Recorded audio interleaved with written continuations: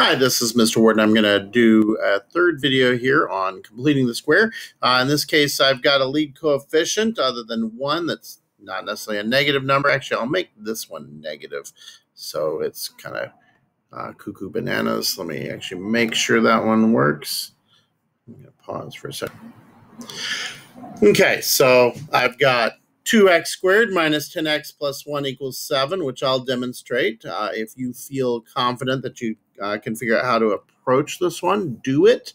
You're going to follow the same basic steps. And I've got 6x squared plus 3x plus 1 equals 16, and negative 11x squared plus 5x minus 2 equals negative 23, and that one is the one that looks really cuckoo bananas. But if we follow the steps and we're calm about it and keep track of our players, it's actually not that bad.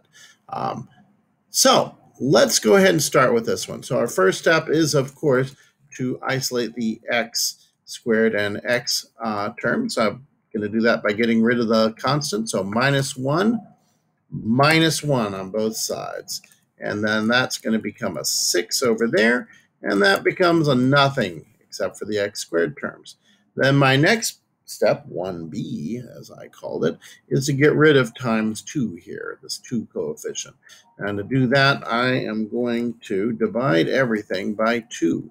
So that'll be divided by 2. And that will be divided by 2. And I think I have this stray period there. There, it's gone. Now we'll clean that up. This is a 3 now. This is a minus 5. And this is just an x squared. Okay. And now we're back in business. By the way, if you were to be graphing this, you would need to keep track of that 2, because that 2 or the negative 1 that was in the previous video, those would matter for the graphing. So now I'm going to need to add the square of half the middle term. Okay, and so it's going to be plus negative 5 over 2 squared on both sides. Okay, and when I do that, I'm going to have to do a little simplifying. So I'm going to leave that negative 5 over 2 there as it is. Over here, when I square negative 5 over 2, that's going to be positive 25 over 4. And I'm going to leave it as a fraction because life will actually be better if I do that. And I'm going to have to do a little more work. You need to turn 3 into 12 over 4, get a common denominator, and then I will put 25. I can put that fraction together. That's going to now become 25 plus 12 is going to be 37, which is going to be an ugly looking number, but it won't be that bad because we'll be dealing with square roots. Now, we do our next step, which is to factor the left side. The left side becomes x minus 5 over 2 squared. Oops, I forgot to put a parentheses there. There. Now, we're good. And now we're ready for the square rooting step. So we get the square root of the square of x minus 5 over 2. And that will equal the square root of 37 over 4. And that's a plus and minus version, but we'll deal with that in a second. So the square root cancels out the square, and we'll get rid of the square root as well. And then on the right side, I'm going to have a plus and a minus version. So let's do that. So it'll be a plus and a minus version.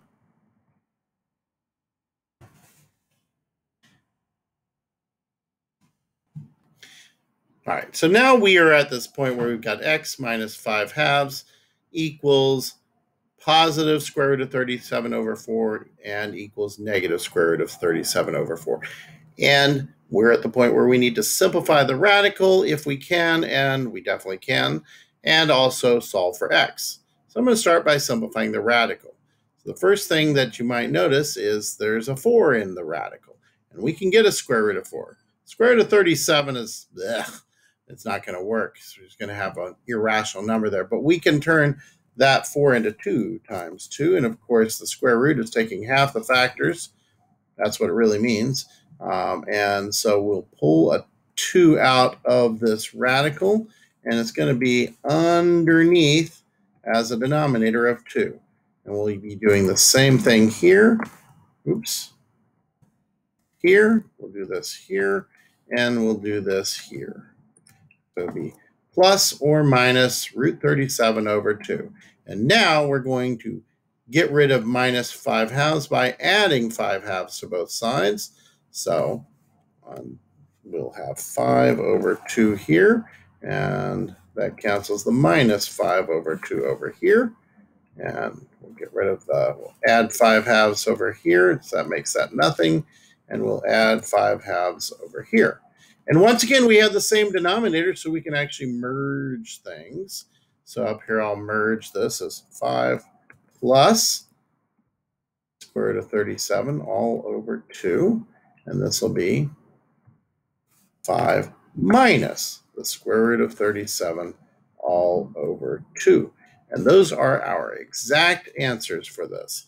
If you needed to get an estimate, you could go to a calculator and find out what 5 plus the square root of 37 over 2 is, and 5 minus the square root of 37 over 2, and you would have it.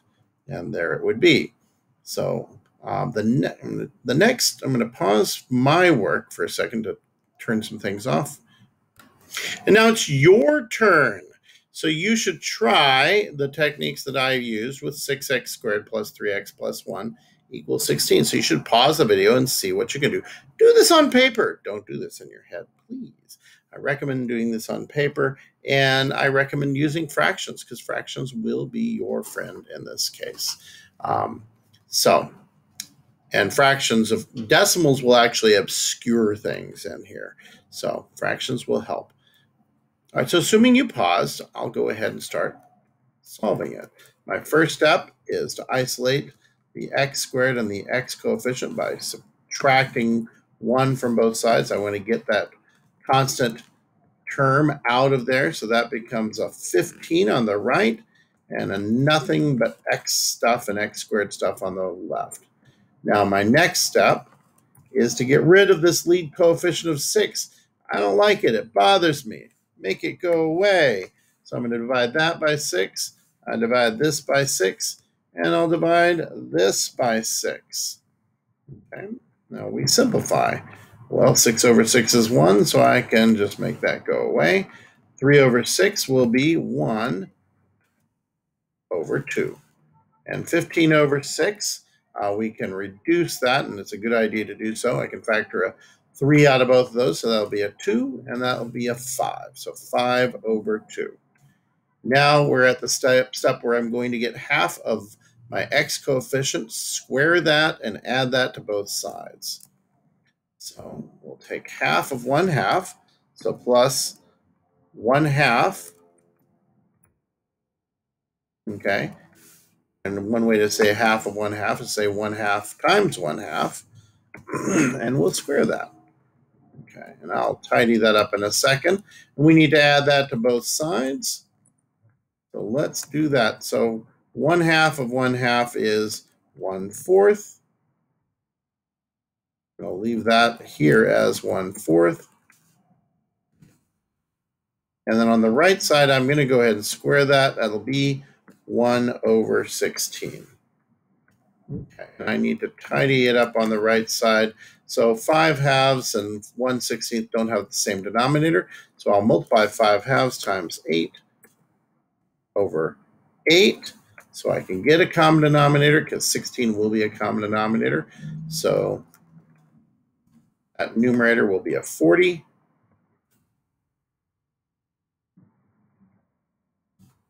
So I get a 40 over 16. And now I can put that together, and that'll be 41 over 16. Okay, so I've got my stuff to work with for my next step. My next step is to factor the left side. So the left side is going to be x plus 1/4 squared. And my right side is going to be what it was, 41 over 16. And then we go to the stage of getting a square root of both sides. So square root of 41 over 16, and I get the square root of x plus 1/4 squared. And we'll start simplifying on the left side. So of course, you're going to have a plus or minus version of the stuff on the right. And the square cancels out with the square root. Okay, get rid of those parentheses. So now I've got x plus 1/4 equals plus 41 over 16 and the square root of 41 over 16 and minus the square root of 41 over 16. But we're at the stage where we need to see if we can simplify our radical, and we also want to then solve for x, isolate x. So 41 is a prime number. We aren't going to be able to do anything with that. But 16 is a perfect square, so we can get the square root of 16 as a denominator and make it a denominator of 4. And we'll do the same thing here. So now it's plus or minus the square root of 41 over 4. Okay. Now we will subtract 1/4 from both sides to get rid of the plus 1/4. So we'll have minus 1 over 4 here, and also minus 1 over 4 here. And then we can merge those denominators because it's the same denominator. So we can merge the fraction. So this is going to be negative 1 plus square root of 41 over 4. And this will be negative 1 minus the square root of 41 over 4. And those are your solutions. All right, I hope that has been helpful. I'm going to pause to actually let me bring it down. So I'm going to pause and you'll be able to see this. You should pause the video now and see what you can do with negative 11x squared plus 5x minus 2 equals negative 23. Okay, hopefully you've paused the video and you've taken a stab at this and see what you can do with it. So I'm going to go ahead and start walking through my steps of doing this. So my first step is to get rid of the minus 2 over here so I can isolate the x squared and x terms. To do that, I'm going to add 2 to both sides, so plus 2. And then I'm going to make this, that'll become a negative 21, and negative 2 and 2 is nothing. Now I go to the next step, which is to get rid of this coefficient of negative 11. So divide by negative 11. I'll divide this by negative 11, and I'll divide this by negative 11. Okay, now we got to tidy that up. Negative 11 over negative 11 is 1, so we don't care about that. We're back to a coefficient of 1.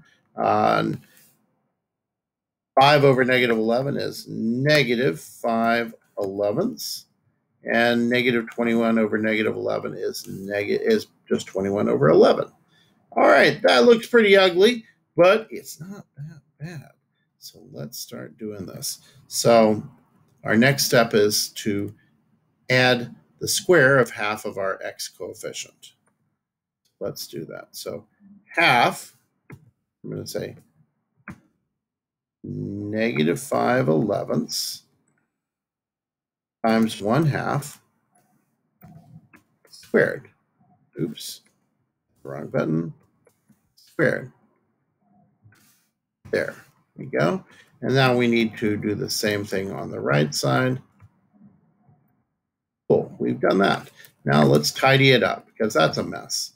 So negative 5/11ths is the same as negative 5 over 22 times 1/2, I should say. Negative 5/11ths over 11 times 1/2 is negative 5 over 22. On the left side, I'm going to leave it as negative 5 over 22. On the right side, I am not. I'm going to resolve what the square of negative 5/22 is. So it's going to become positive. That's going to be a 25, and 22 times 22 is 484. Okay. Now we've got to work out what a common denominator is going to be. Well, good news. 22 times 22 is 11 times 2 times 11. I'm sorry, 11 times 2 times 2 times 2 times 11 times 11. So we're going to need to multiply 11 by 44. So 44 times 11 gets us 484. So I'm going to multiply this by 44 over 44. And that's a nice thing about calculators. It'll help you work it all out quickly. So let's see, so 11 over 44 is going to be 480. 11 times 44 is going to be 484. So taking care of that. And now I've got to do 21 times 44, and that's going to be 44 plus 880. So I'll go ahead and calculate it. So we've got it, 924. Okay, well, these numbers are looking ugly, but it's okay. We can keep track of our players. So I'm going to combine the fractions. And I need to figure out what's 924 plus 25. Well, that's just going to be 949. So that is what I've got on that side. Cool. Okay, now we are ready to factor the left side. So the left side is going to be x minus 5 over 22 squared. And the right side is still this crazy fraction, 949 over 484. But these work as long as you're willing to keep track of your players. And Desmos does a nice job of it because just stack your problem on top of itself. X square root of that of x minus 5 22nds squared, and then square root of that. Now, earlier on, we found out that 484 was 22 squared, so that's going to be convenient. We're going to have a plus or minus version of this, and we'll get the square root of the left side. So the square root goes away, parentheses go away, the square goes away, and on the right side, we have a plus version and a minus version. Okay, and we can simplify this. I do not believe there are any perfect squares hiding in 949, but I have a way of checking that, which I'll get to in a second. 484 we already know is 22 squared, so we can take that out of square root jail and get the square root of it. It's 22. We'll do the same thing with the other version.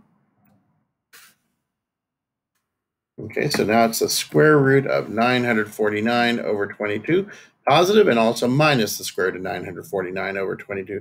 I will now take a look and see what the factors are of 949. 949, Find the Factors is a website that I found. It does a nice job of it. It is a composite number. It is 13 times 73. Neither of those are square roots. In fact, those are both prime numbers, and we just do not have anything that will be a square root there. So we're stuck with the square root of 949, and that's okay. We'll just leave it in square root jail where it can't bother anyone. But what we do now need to do is we need to, oh, look, we got a common denominator. That's so cool. We're going to add 5 22nds to both sides. So I'll add 5 22nds to the left side, which will make the minus 5 22nds go away. And on the right side, it'll be 5 over 22. And over here, I'm going to do the same thing. Add 5 22nds here and add 5 22nds here. And since they're the same denominator, I can put it together and make that 5 plus square root of 949. And down here, 5 minus the square root of 949 over 22. And if you needed to know a decimal version, the calculator will tell you.